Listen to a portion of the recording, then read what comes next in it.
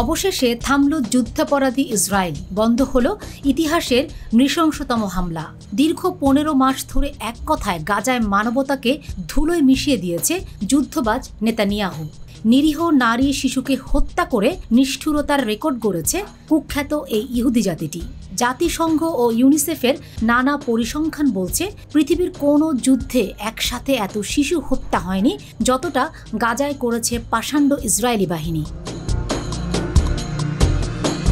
রক্তক্ষয়ী যুদ্ধের অবসান ঘটেছে গত রবিবার। কাতার, মিশর, সৌদি আরবের উদ্যোগে সম্পন্ন হয়েছে ইসরায়েল ও হামাসের মধ্যে 42 দিনের যুদ্ধবিরতি চুক্তি।